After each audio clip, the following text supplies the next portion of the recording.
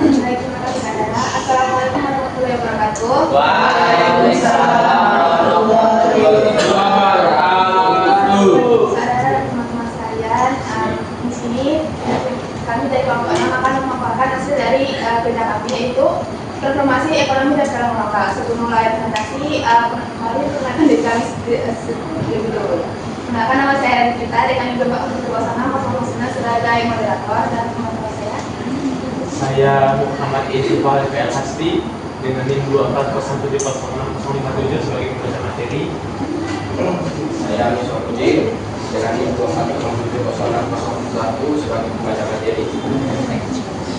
Saya Novita dengan NIM 2407060 sebagai Perkenalkan, nama saya Dina Falua dengan NIM 240706027 sebagai pemateri.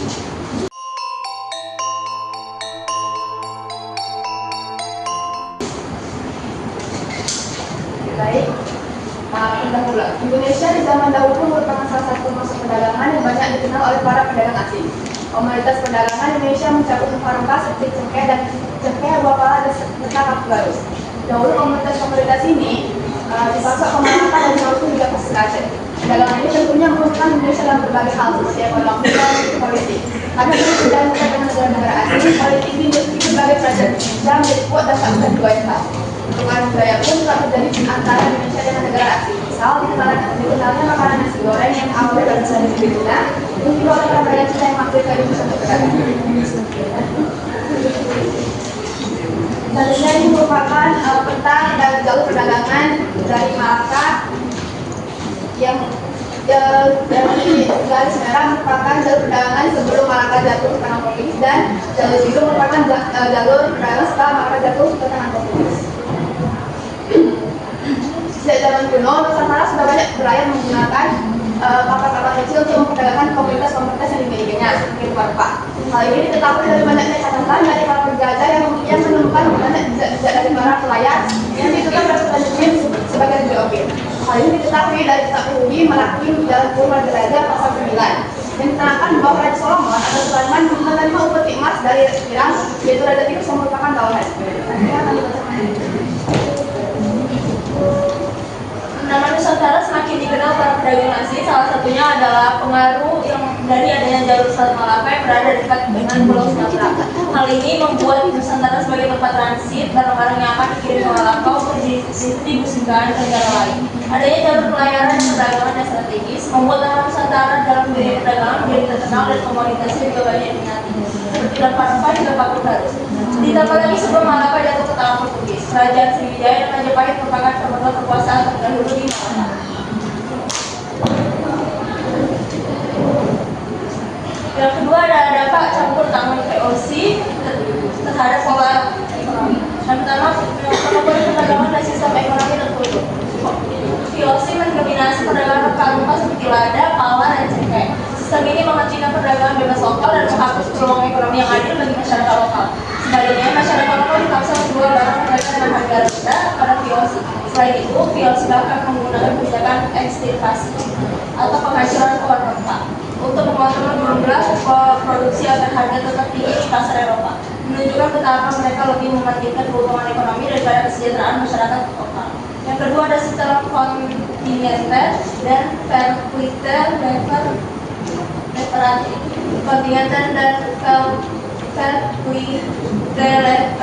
adalah dua sistem utama yang digunakan VOC untuk menguasai produksi. Kontinenter adalah sistem pajak yang melibatkan hasil bumi, sementara vertikal adalah kewajiban rakyat untuk menjual hasil pertanian mereka kepada VOC dengan harga yang ditentukan oleh VOC. Sistem ini menjadi beban berat bagi masyarakat karena hasil pertanian yang seharusnya digunakan untuk kebutuhan sendiri justru diserahkan kepada pihak kolonial. Selanjutnya dibacakan oleh Udin. Dampak campur tangan VOC terhadap pola ekonomi.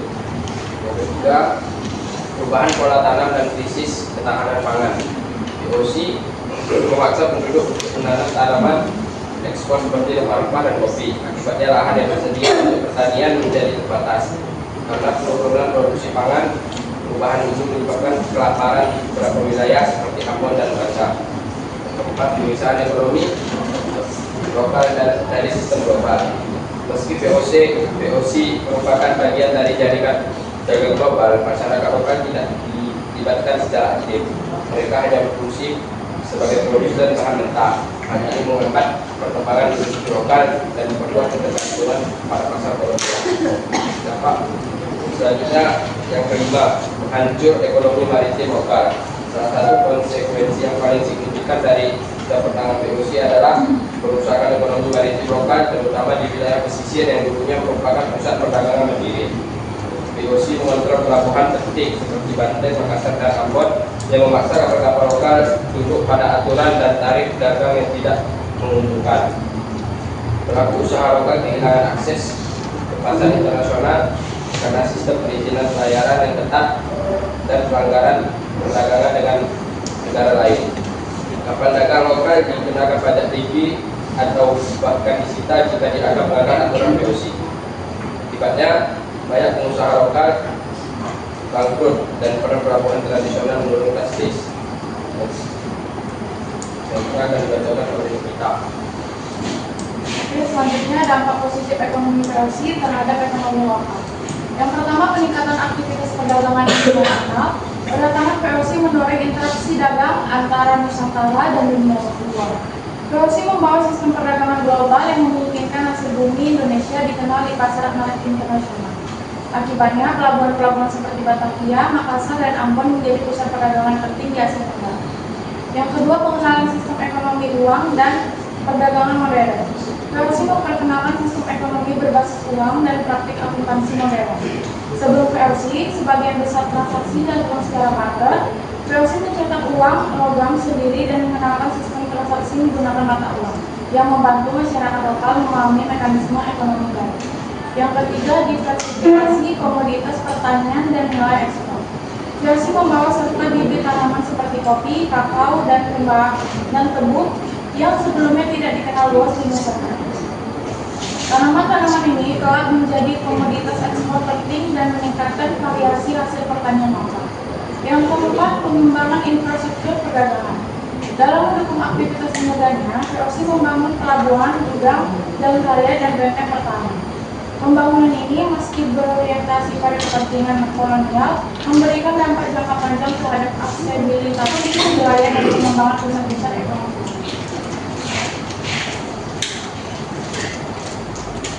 Selanjutnya pajak, kerja paksa, dan tanam paksa awal. Pajak. Pada masa penjajahan Belanda, sistem perpajakan mulai diterapkan secara sistematis sejak VOC dan berlanjut di bawah pemerintahan Hindia Belanda.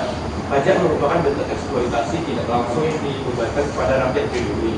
Salah satu bentuk pajak yang terkenal adalah kontingenten dan verbite referentis yang mewajibkan rakyat menyerahkan sebagai hasil bumi mereka kepada pemerintah kolonial sebagai bentuk pajak. Selain itu, pada masa Dendels atau tahun 1804 sampai 1811, sistem pajak tanah telah diperkenalkan untuk menggantikan sistem feodal lama. Walau penerapannya belum optimal karena lemah administrasi saat itu. Yang kedua, kerja paksa atau kerja rodi. Kerja paksa adalah kewajiban penduduk pribumi untuk bekerja tanpa bayaran atau dengan bayaran sangat rendah bagi kepentingan pemerintah kolonial. Bentuk kerja paksa paling terkenal pada masa Gubernur Jenderal Dendels adalah pembangunan jalan raya dari Anyar ke Panarukan sepanjang lebih dari 1000 km.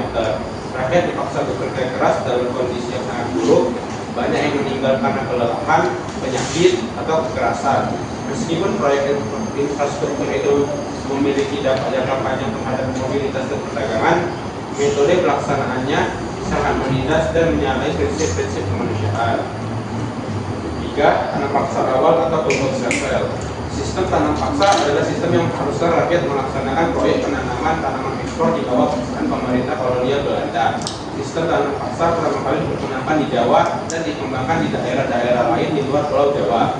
Di Sumatera Barat, sistem tanam paksa dimulai sejak tahun 1847. Saat itu penduduk yang telah lama menanam kopi secara bebas dipaksa menyerahkan hasilnya kepada pemerintah kolonial.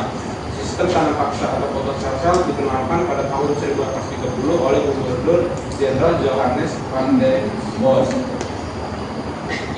Tanam paksa memiliki dampak besar terhadap rakyat Indonesia. Yang pertama, eksploitasi ekonomi. Petani kehilangan sebagian besar penghasilan karena harga beli yang sangat rendah. Adanya kelaparan dan kemiskinan seperti lahan pangan tergantikan oleh tanaman ekspor, menyebabkan kekurangan pangan di daerah. Peningkatan pendapatan Belanda. Sistem ini sangat menguntungkan pemerintah Belanda. Hasil keuntungan dari tanah paksa digunakan untuk menutup defisit anggaran Belanda yang dikenal dengan istilah batik slot. Kritik terhadap sistem ini datang dari berbagai pihak, termasuk kaum liberal di Belanda. Akhirnya, sistem ini mulai dikurangi pada akhir abad ke-19 dan digantikan oleh sistem ekonomi liberal yang memungkinkan swasta Belanda membuka usaha perkebunan di Indonesia.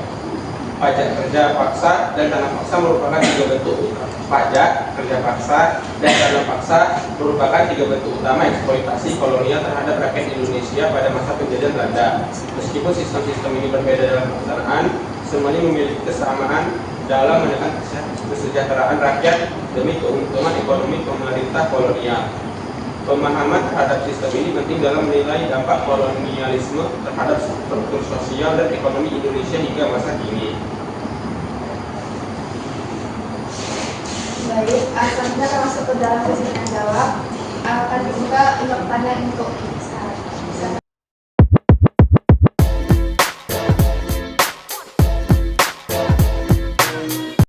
Terima kasih kesempatannya. Perkenalkan, nama saya Airin Dara Puspita dengan NIM 240706075.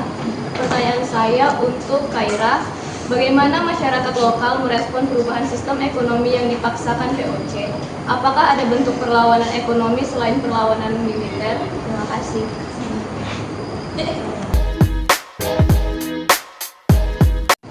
Perkenalkan, saya Tiara Ramadhani Lubis dengan NIM 240706019 ingin bertanya kepada Dina. Menurut Dina, apakah transportasi ekonomi pada masa itu membawa lebih banyak keuntungan atau kerugian bagi masyarakat lokal? Terima kasih.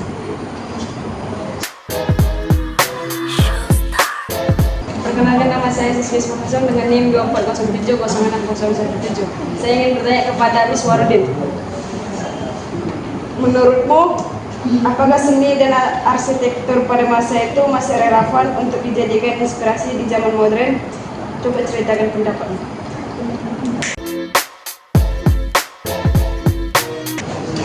Baik, terima kasih. Saya ingin bertanya kepada Novita.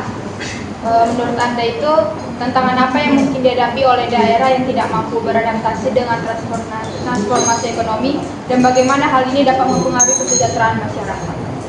Terima kasih.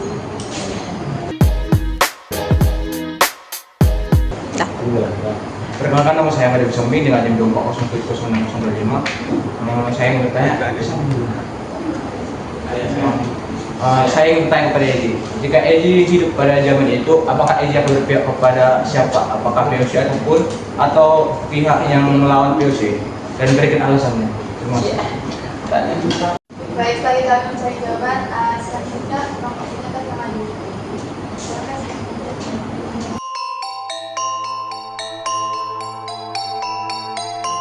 Kita menjawab pertanyaan dari saya semua, dimulai dari dia. Saya akan menjawab pertanyaan dari Tiara. Soalnya itu, apakah transformasi ekonomi pada masa itu membawa lebih banyak keuntungan atau kerugian bagi masyarakat lokal? Menurut saya, transformasi ekonomi pada masa itu membawa dampak yang cukup kompleks bagi masyarakat lokal, dengan keuntungan dan kerugian yang saling beriringan. Jadi bisa dibilang transformasi ini lebih banyak membawa keuntungan meskipun tidak merata. Keuntungannya, transformasi ekonomi membuka lapangan pekerjaan baru, meningkatkan infrastruktur, dan mempercepat modernisasi di berbagai sektor seperti transportasi, industri, dan pendidikan. Masyarakat lokal jadi punya akses yang lebih baik ke pasar, teknologi, dan peluang ekonomi lainnya sebelumnya mungkin tidak tersedia. Di sisi lain ada juga kerugiannya, itu ada banyak masyarakat lokal yang kehilangan tanah atau sumber daya mereka karena diambil alih untuk kepentingan pembangunan. Ada juga yang tidak siap secara skill atau pendidikan untuk bersaing di ekonomi baru, jadi malah tertinggal. Ketimpangan sosial pun makin terasa, apalagi kalau kebijakan yang diterapkan tidak berpihak pada masyarakat kecil. Gimana, Tiara?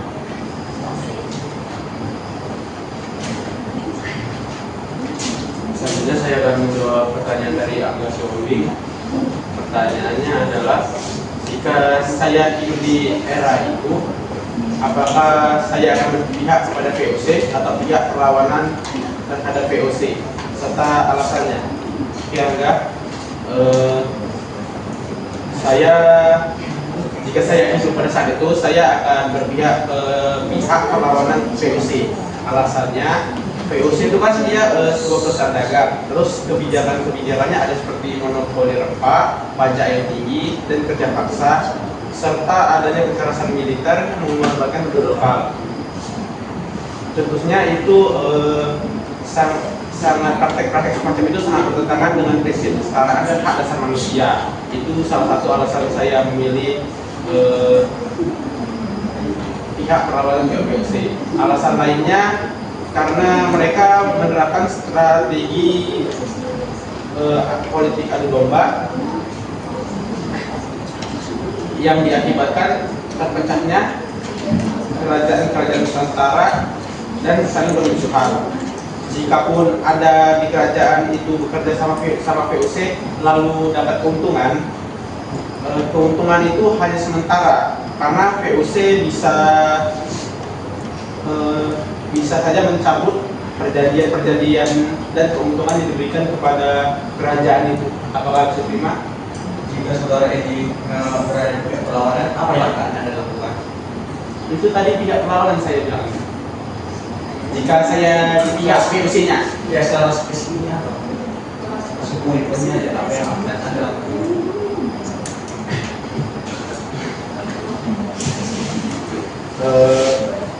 Jika saya di pihak perlawanan, pertama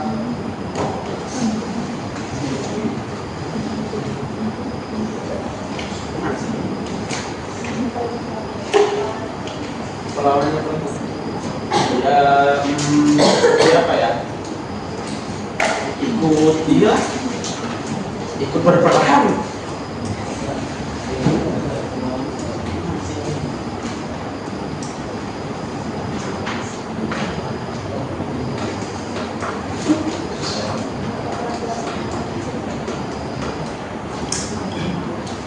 Tadi Angga nanya kalau saya di daerah itu saya berpihak pada VOC atau pihak perlawanan VOC kan? Saya berpihak ke perlawanan VOC. Alasannya mereka itu punya kebijakan yang bertentangan lah dengan prinsip kemanusiaan. Jadi saya bentuk pihak perlawanan terhadap VOC karena itu kan sangat tidak manusiawi gitu ya. Saya merasa kasihan lah melihat mereka gitu.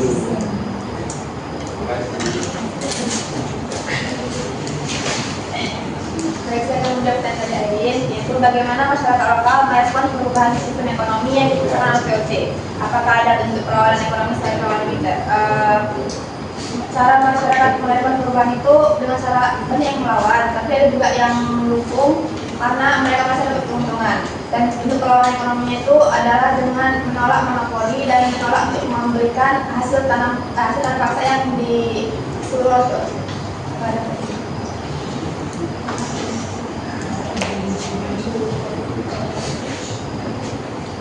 Baik, saya akan menanggapi pertanyaan dari Saskia. Itu menurutku apakah seni dan arsitek pada masa itu masih relevan untuk dijadikan inspirasi di zaman modern? Jadi pertanyaan ini tidak bisa dijawab, tidak relevan kepada judul kami, materi judul kami. Kami membahas transformasi ekonomi perdagangan lokal. Jadi pertanyaan Saskia tidak bisa dijawab oleh kami.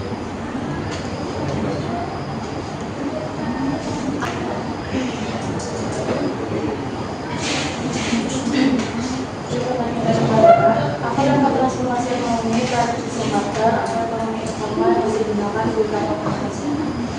Jawabannya itu, pertama ada sistem barter yang masih digunakan di beberapa provinsi seperti desa, atau negara Timur. Yang kedua, transformasi ekonomi membuat informasi dan sistem uang sebagai alat tukar membuat barter menjadi lebih terbatas dan terkadang hanya digunakan dalam konteks kebutuhan khusus atau sebagai kelompok ekonomi. Dan ketiga, ekonomi formal yang melibatkan sektor seperti perdagangan kaki lima dan pengrajin tradisional tetap penting karena menyediakan penghidupan dan mengurangi kemiskinan serta menunjukkan ketahanan dan fleksibilitas dalam menghadapi perubahan ekonomi. Yang keempat, transformasi ekonomi juga menghadirkan tantangan bagi sektor informal seperti keterbatasan akses ke modal, pendidikan, dan perlindungan sosial.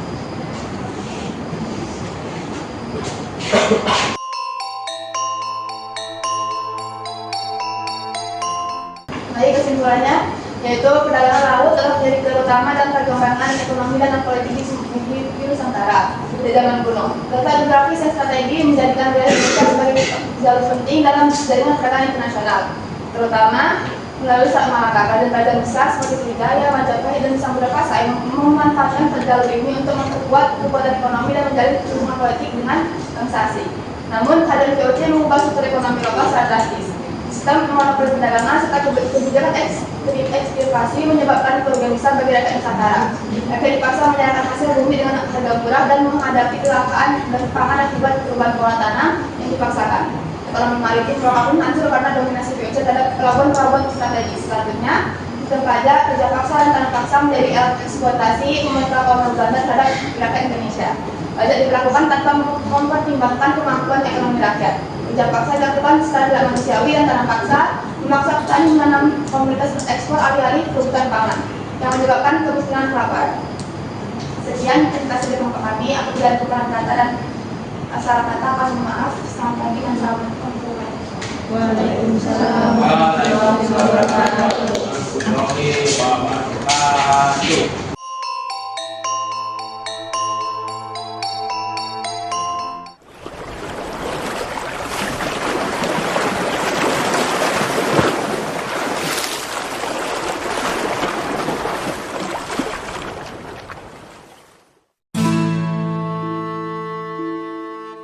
Ini adalah cerita tentang Indonesia di masa dahulu kala yang dikenal dengan nama Nusantara.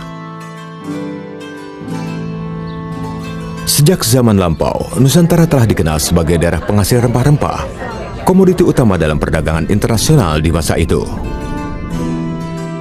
Rempah-rempah telah lama digunakan penduduk Nusantara dan bangsa lain seperti bangsa Arab, India, Cina, dan Eropa untuk obat-obatan, sebagai bumbu masakan, dan pengawet makanan. Wilayah penghasil rempah di Nusantara dapat dibagi dalam dua daerah produksi. Daerah pertama adalah di bagian timur, yaitu Kepulauan Maluku dan Kepulauan Banda, yang menghasilkan cengkeh dan pala.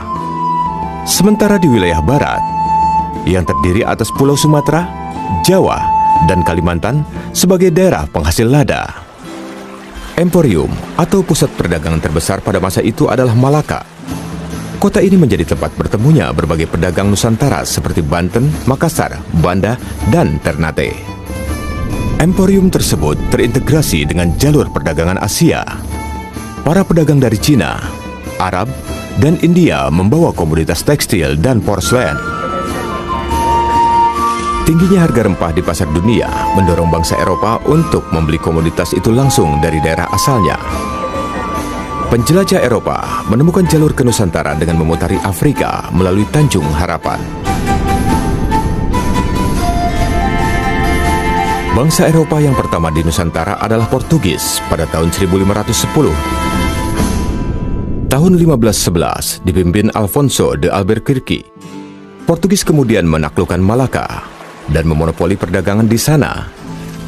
Para pedagang tidak lagi bisa berdagang bebas. Mereka pun akhirnya pindah ke pelabuhan dagang lain. Salah satunya adalah Aceh yang terletak di ujung Pulau Sumatera. Dalam catatan VOC, Aceh dikatakan sebagai kota terbuka dengan jalan lebar yang berawal dari pintu masuk kota hingga menuju langsung ke istana para raja. Di timur Nusantara, pusat perdagangan terletak di Pelabuhan Makassar. Awal abad ke-17 merupakan masa kejayaan bagi wilayah ini. Di pesisir Jawa, Banten menjadi pusat perdagangan lada dan berkembang menjadi kota pelabuhan besar. Wilayah ini disinggahi oleh para pedagang dari Jawa, Arab, dan Cina.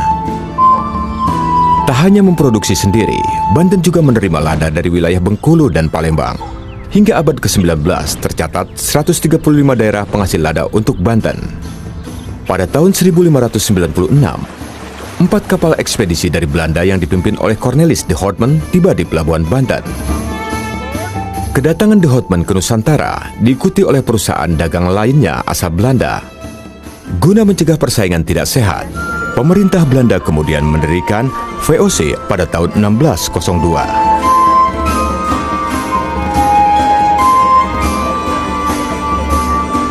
Pada tahun 1605, di bawah komando Stephen van der Hagen, menduduki Ambon dan menjadikan sebagai ibu kota penguasa Belanda di Asia Timur. Pemimpin tertinggi dijabat oleh Pieterboth.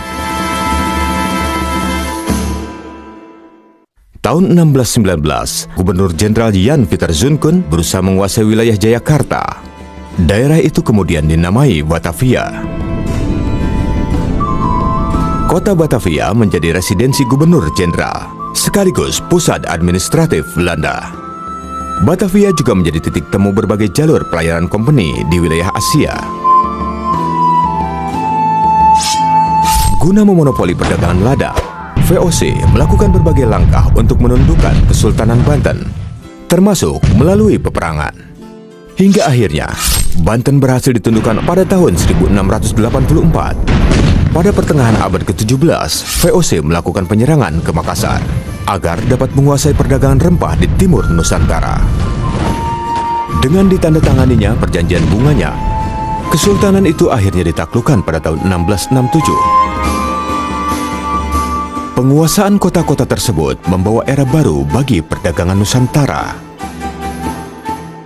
Pedagang Nusantara masih tetap melakukan perdagangan, hanya saja dengan rute yang lebih beragam.